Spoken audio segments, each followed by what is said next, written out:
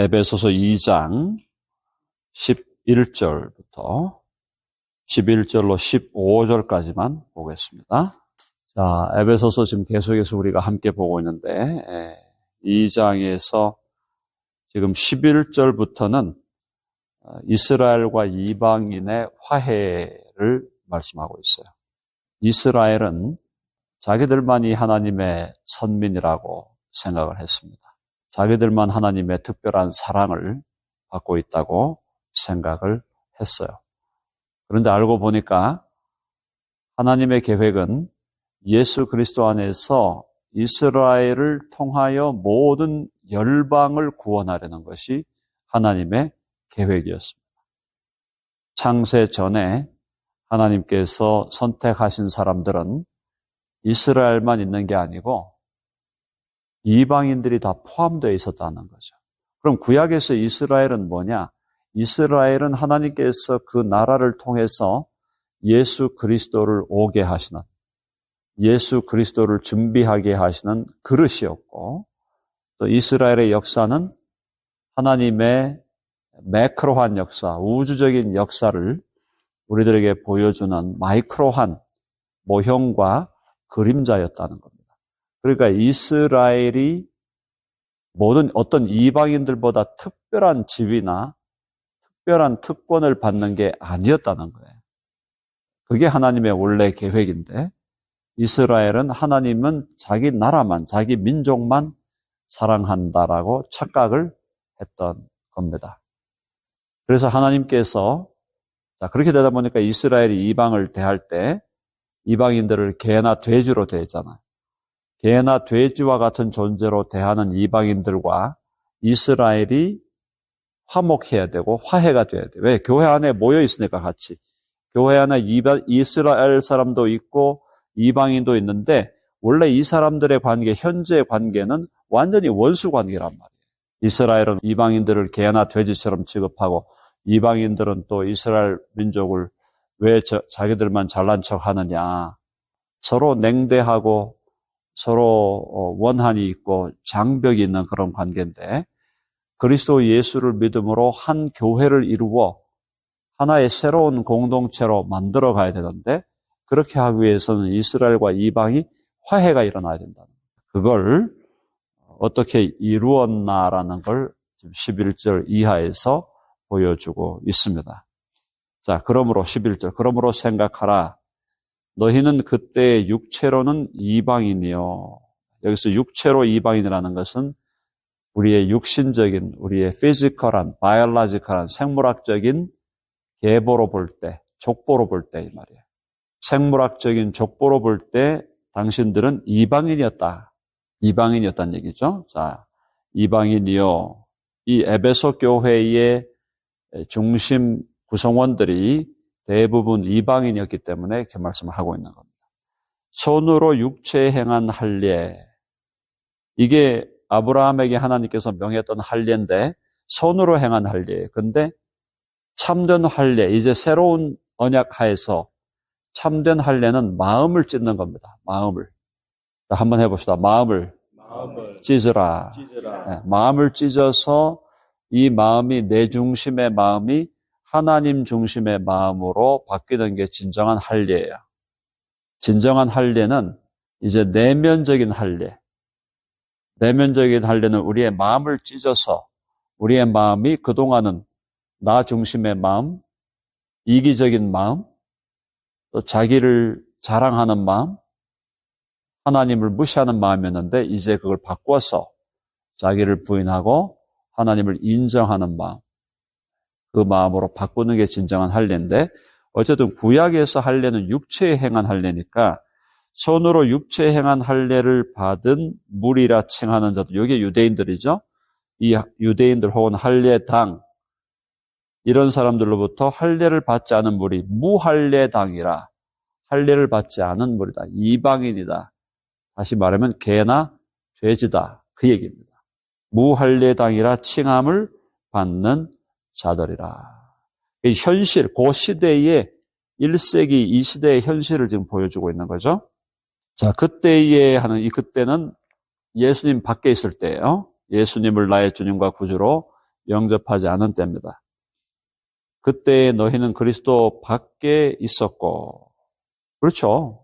예수님을 영접하지 않은 상태니까 그리스도 밖에 있는 거죠. 그리스도 안에 있나 밖에 있나 분명한 차이가 있습니다. 너희는 그리스도 밖에 있었고 이스라엘 나라 밖에 사람이라. 이방인이니까 이스라엘 나라 밖에 사람이다. 이스라엘 나라 밖에라는 것은 하나님의 언약과 약속들과는 사실은 무관한 존재였다라는 거죠. 그래서 그 뒤에 바로 뭐라고 되어 있습니까? 약속의 언약들에 대하여는 외인이다. 이 약속의 언약이 뭐예요? 바로 율법에서 말하는 모세 율법이라든가 아니면 다윗에게 준 언약이라든가 또 이스라엘 백성을 생육하고 번성하게 하시겠다는 하나님의 약속, 또 보호하시겠다는 약속, 구약에 나오는 이스라엘을 향한 하나님의 특별한 약속들에 대해서는 외인이었다라는 것. 그 다음에 세상에서 소망이 없고 소망 없는 자, 소망이 없는 자다라는 것은 하나님의 나라와 또 영원한 천국에 대한 소망이 없는 자들이었고 하나님도 아예 없는 자였다. 이방인들의 상태가 그렇다는 거죠. 하나님도 없이 지냈고 세상에서 살면서도 하나님 나라 영원한 천국 소망 가지지 않고 살았고 또 하나님께서 이스라엘에게 주신 약속의 언약들로부터는 외인이고 이스라엘 나라 밖의 사람이고 그리스도 밖에 있었다. 요컨대 아무런 소망이 없는 아무런 희망이 없는 삶을 살아가고 있었다. 그랬는데 그 다음 어떻게 됐습니까? 13절 같이 읽어봅시다. 시작. 이제는 전에 멀리 있던 너희가 그리스도 예수 안에서 그리스도의 피로 가까워졌느니라. 이스라엘과 이방인을 화해시키는 그 화해의 사건. 그래서 이제 이스라엘과 이방이 하나가 되는 할례당과 무할례당이 하나가 되는 유대인과 또 이집트인이 하나가 되고 유대인과 이탈리아 사람이 하나가 되고 유대인과 한국인이 하나가 되는 서로 화해하고 특별히 유대인들이 이방인을 향하여 갖고 있던 적개심을 버리고 또 이방인들이 유대인을 향하여 갖고 있던 원한을 버리는 그래서 화해가 일어나는 그 사건이 뭐냐? 십자가의 사건이었다. 한번 해보세요. 십자가의 사건은 화해의 사건이다. 화해라는 것은 평화가 없고 평강이 없는 그 관계 속에 원수된 관계가 서로 사랑하고 서로 우호하고 서로 친구가 되는 관계로 바뀌는 게 그게 화해죠. 그래서 거기 뭐라 그랬어요? 이제는 전에 멀리 있던 너희가 그리스도 예수 안에서 메시아이신 예수 안에서 그리스도의 피로 가까워졌느니라. 근데 이스라엘과 이방을 가장 극명하게 갈라놓았다는 것은 제사법이었어요. 제사법에서 보면은 유대인들이 들어갈 수 있는 공간, 유대인들은 성소까지 들어가죠. 근데 이방인들은 성막의 앞마당에만 들어올 수 있는 거예요. 그러니까 성막 자체에 들어갈 수가 없어요. 이방인들은. 성막에 들어가는 것은 유대인만 들어가요. 그리고 성막에서도 또 지성소로 들어가는 성막에 성소가 있고 지성소가 있는데 지성소로 들어가는 것은 유대인 중에도 뽑힌 사람인 대제사장만 들어가는 거예요. 그래서 성막의 가장 많은 부분을 차지하고 있는 성소에는 유대인만 들어가고 성소보다 더 깊은 곳인 지성소에는 유대인 중에 대제사장만 들어가고 그러니까 성막 그래가지고 이렇게 텐트를 쳤는데 거기에 들어갈 수 있는 사람은 유대인밖에 없어요. 이방인들은 성막 밖에 있는 거예요. 바깥 뜰에 있는 거예요. 그러니까 제사 제도가 이스라엘과 이방을 완전히 어떤 의미에서 차별하는 제사 제도 자체가 이스라엘과 이방을 완전히 구별해버리고 이방인에 대한 완전한 차별을 어떤 의미에서 시스템화하는 게 그게 제사 제도예요. 그러니까 그 제사 제도를 폐해야 돼요. 화해가 일어나려면. 그러니까 구약의 그 제사 제도가 이제는 더 이상 쓸데없다는 걸 하나님께서 확증을 해 주셔야 유대인과 이방인의 관계가 회복이 되는 거예요. 그러면 구약의 제사 제도를 없애려면 뭘로 없애야 되느냐? 구약의 제사 제도의 핵심이 뭐였습니까? 짐승 제사예요. 짐승이 드리는 제사를 이제 짐승이 반복적으로 드려온 그 제사, 짐승을 잡아서 반복적으로 드려온 그 제사를 이제 세상 죄를 지고 가는 하나님의 어린 양 예수 그리스도의 영단번의 제사로 완성하고 성취하고 구약의 짐승 제사 제도를 폐기해 버리는 겁니다. 그리고 성소와 지성소 사이에 휘장, 그 휘장이 늘 쳐져 있어가지고 대제사장만 그 휘장을 열고 1년에 한 번 들어가는 그 지성소와 성소의 휘장이 찢어버렸죠. 예수님 돌아가실 때 휘장이 찢어짐으로 이제 어떻게 된 겁니까? 지성소의 모든 사람이 양과 염소의 피가 아닌 예수 그리스도의 피를 가지고 모든 사람이 하나님의 지성소로 들어갈 수가 있게 되는, 즉 구약의 모든 그 제사 제도를 그리스도의 피로 없애버리고 폐기해버리는 사건이 일어나야 이스라엘과 이방의 관계가 회복된다. 그게 바로 뭐냐? 십자가의 사건이다. 여러분 아멘 하시죠? 네, 그거 잘 이해하셔야 돼요. 그러니까 십자가의 사건이 왜 중요하냐? 십자가에서 예수님이 올라가셔서 당신의 피를 흘리시고 당신의 생명을 주시는 그것은 왜 그러냐? 뭐 여러 의미가 있죠. 그 여러 의미가 있지만 일단 이스라엘과 이방의 화해라는 의미에서 볼 때는 구약의 제사 제도가 이스라엘과 이방을 완전히 차별하고 완전히 구별하고 완전히 분리시킨 제도였는데 그걸 없애버리는 거예요. 그러니까 거기에서 우리가 하나님의 전체적인 경륜을 볼 때는 이스라엘의 제사 제도라는 것은 한시적 제도였다는 게 분명한 거죠. 그림자고 모형이니까. 한번 해봅시다. 제사 제도는 그림자요, 모형이었다.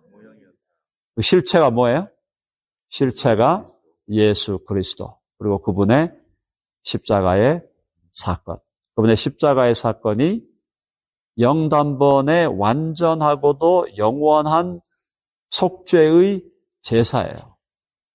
하나님 이제 그걸 받으심으로 끝난 거야. 모든 죄에 대한 제사가 구약에서 매일 드렸던 그 제사, 그리고 1년에 한 번 지성소에 한 번만 들어갈 수 있는 그 제사를 다 폐해버리고 예수 그리스도의 십자가로 그분의 보혈로 인간이 하나님을 향해 드리는 모든 제사는 끝나버렸다 이 말이에요. 자, 이제는 신약시대의 제사는 어떤 제사입니까? 신약시대의 제사 한번 해봅시다. 신약의 제사는 사한제사다. 구약은 짐승을 잡았어요. 죽여요. 죽여서 드리는 제사인데 신약은 사한제사예요. 짐승도 안 죽여도 되고 사람도 안 죽여도 됩니다. 우리 살아있는 우리 몸을 하나님 앞에 사한제물로 드릴지니라. 우리 몸을 드리는 거예요. 이제 살아있는 채로 드리는 거예요. 그리고 감사의 제사를 드리고 찬양의 제사를 드리고 선행의 제사를 드리고 복음 전도의 제사를 드리는 거예요. 그러니까 구약의 모든 제사 제도가 이스라엘과 이방을 완전히 구별시키고 차별하는 제도였는데 그게 폐해지고 이제는 이스라엘과 이방 모두에게 새 언약 또 산제사의 시스템이 열리는데 그 산제사는 이제 하나님께서 우리에게 찬양의 입술의 찬양, 감사, 선행, 나눔, 전도, 그게 다 하나님께 드리는 예배의 행위다라는 거예요. 예배 행위. 좀 더 깊이 들어가면은 노동도 제사예요. 노동. 우리 몸을 써서 노동하는 것도 하나님 앞에 제사가 되고 예배가 된다라는 겁니다. 자, 그래서 결과적으로 이제 화평이 이루어졌어요. 14절 보면은 그는 우리의 화평이신지라. 이게 이제 화평인데 또 다르게 번역하면 그는 우리의 평화이시다. 그는 우리의 평화, 그는 우리의 화평. peace란 말이에요. peace. 아이레네. peace라는 말이에요. 그는 우리의 화평이시다. peace. 진정한 의미의 화해가 일어난 거예요. 우리의 화평이시니라. 둘로 이스라엘과 이방, 유대인과 이방을 하나를 만들었다. 둘이 이제 하나가 됐어요. 그리스도 안에서. 원수된 것, 즉 중간에 막힌 담을 자기 육체로 헐어버렸다. 중간에 막힌 담이 핵심이 뭐라 했습니까? 핵심이 제사법이래요. 제사법. 중간에 막힌 담, 그 구약의 제사법을 헐어버린 거예요. 중간에 막힌 담을 자기 육체로 헐었다. 예수님이 육체를 십자가에 못 박음으로 당신의 보혈로 당신의 생명을 주심으로 구약의 모든 제사가 대망했던 영단번의 영원한 속죄의 제사를 드림으로 말미암아 이제 구약의 모든 제사는 이제 쓸데없는 것으로 폐기해 버렸다 이 말입니다. 자, 15절 읽을까요? 15절 다 같이 시작. 법조문으로 된 계명의 율법을 폐하셨으니 이는 이 둘로 자기 안에서 한 세 사람을 지어 화평하게 하시고. 법조문으로 된 계명의 율법, 요거는 이제 좀 더 집중적으로 볼 때는 제사법으로 보는 게 좋습니다. 법조문으로 된 계명의 율법을 폐하셨다. 이제 율법은, 구약의 율법은 우리가 보통 세 가지 요소로 나눕니다. 하나가 영원한 도덕법이 있고, 도덕법은 하나님을 사랑하고 이웃을 사랑하라. 그 다음에 그 시대의 그 국가 질서를 유지하기 위한 국가법, 시민법이 있었고, 그 다음에 제사법이 있었어요.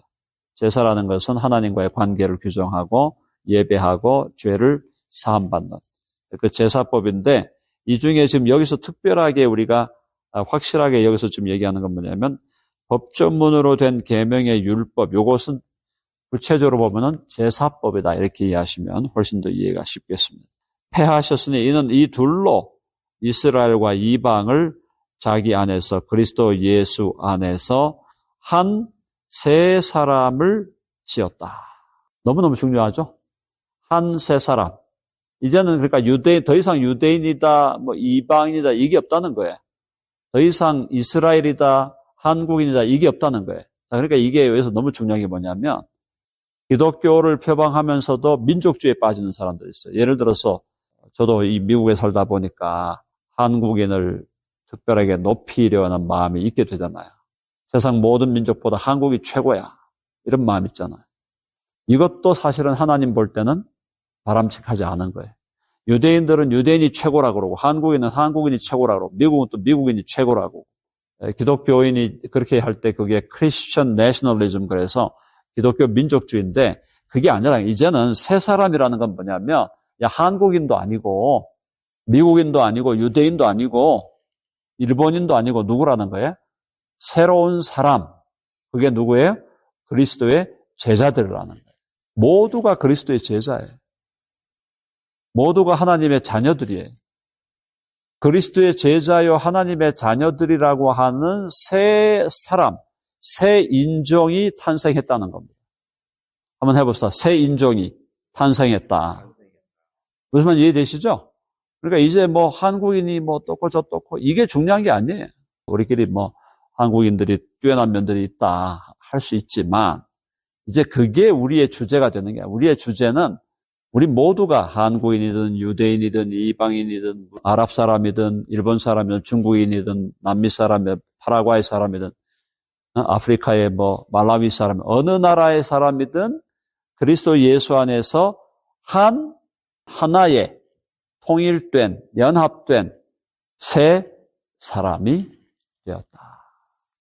새로운 인종, 뭐 어느 나라 소속이다. 이게 세컨더리, 프라이머리한 문제는 이제 아니다 이 말이에요. 당신이 그리스도인이냐 아니냐, 당신이 예수 안에 있냐 없냐 이게 중요한 문제지 당신이 일본인이냐 한국인이냐 뭐 미국, 이게 핵심 포인트가 아니더라. 그래서 그리스도 안에서 한 세 사람을 지어 화평하겠다. 하나로 완전히 만들었다. 평화하게 해서 하나로 만들었다. 그래서 이제 우리가 예수 안에 있으면 어느 누구를 만나도 다 우리의 형제요 자매다. 아멘 하시죠? 네. 모두가 다 우리 형제. 백인도 우리 형제 자매, 흑인도 우리 형제 자매, 남미 사람들도 우리 형제 자매. 그리스도 안에서 예수 믿는 자들을 다 형제와 자매로 그렇게 우리는 이해하면서 살아가는 새로운 시대가 열렸고 새로운 피조물이 시작되었고 새 사람이 지어졌다라는 거예요. 그래서 지어졌다, 만들어졌다 이게 다 새로운 창조와 관련된 용어예요. 새 창조가 이루어진 거예요.